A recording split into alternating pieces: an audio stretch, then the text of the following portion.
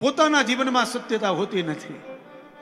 સત્યનું ભાષણ કરે છે પણ સત્ય પોતે તો હોવા જોઈએ ને. આ કલિયુગનો પ્રભાવ છે.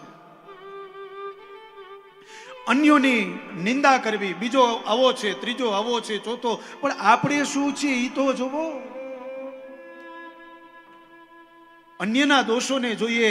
ક્યારેક આપણે બેઠા હોય ને નવરા, ત્યારે આપણે વિચારવાનું કે આપણી અંદર ક્યાં દોષ છે. આપણે બીજાને વગોવીએ છીએ પણ આપણામાં શું છે એ તો જોવો. પારકું ધન લઈ લેવું, પારકું ધન હડપ કરી લેવું, દ્રષ્ટિ કોઈ પણ વ્યક્તિ ઉપર એવી ખરાબ કરવી, આ બધું કલિયુગમાં થાય છે.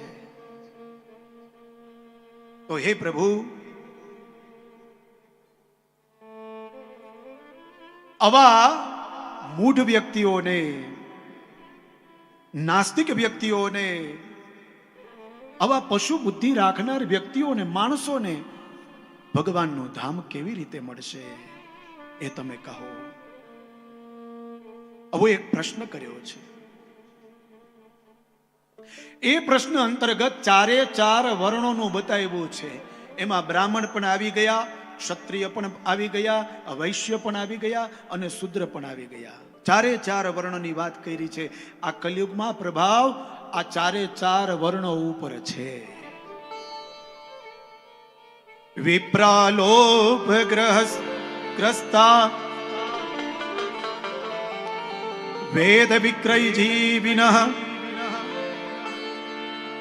સૌથી પહેલું બતાવે છે વિપ્રા એટલે કે બ્રાહ્મણો. બ્રાહ્મણો વિદ્યાને વહેંચશે, વહેંચશે નહીં, વેચશે. આ ચારે ચાર વર્ણની વાત કરું છું, એકની વાત નથી કરતો. ચારે ચારની વાત આવશે. વિદ્યાને વહેંચશે,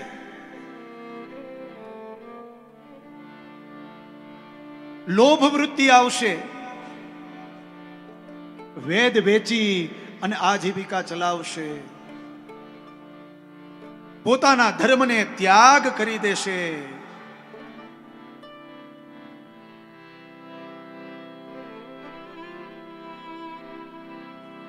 આ વાત કરી છે શૌનકાદિક ઋષિઓએ સુતજીને. બીજા શ્લોકમાં ક્ષત્રિયોનું કહે છે, ક્ષત્રિયાશ્ચ તથા સર્વે સ્વધર્મ ત્યાગશીલિનઃ. સમસ્ત ક્ષત્રિયો પોતાના ધર્મનો ત્યાગ કરી અને બીજા ધર્મને નજીક જશે, કુસંગી થશે, પાપી થશે, વ્યભિચારી થશે. અહમ બ્રહ્માસ્મિ, હું જ કાંઈક છું એવું વર્તન કરશે. દાગ જમાવશે, લોકો ઉપર અત્યાચાર કરશે, જે સીધા વ્યક્તિ છે એને મારશે. આ કલિયુગનો પ્રભાવ છે. ત્રીજો શ્લોક, વૈશ્યા સંસ્થારહીનાસ્તે સ્વધર્મ ત્યાગશીલિના. કુપથા સ્વાર્જનરતા સ્થૂલા કર્મ કુવૃત્તય.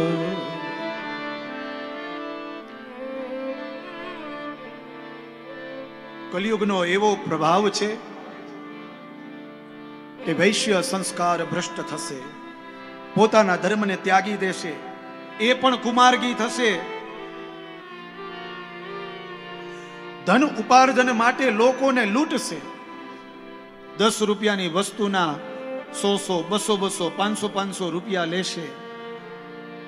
હમણાં જ હજી 3-4 વાર 4-5 વર્ષ પહેલા 4 વર્ષ પહેલા આપણને સૌને અનુભવ થઈ ગયો હશે. કદાચ અહીંયા થયો કે નહીં, ઇન્ડિયામાં થયો હશે. પેલો રોગ આવ્યો હતો ને, કોરોના.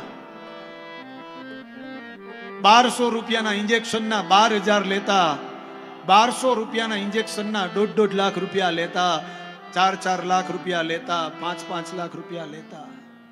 એક ગોળીના 5 રૂપિયાની ગોળીના 50 રૂપિયા લેતા. અરે 5 રૂપિયાની ગોળીના 100 રૂપિયા લેતા.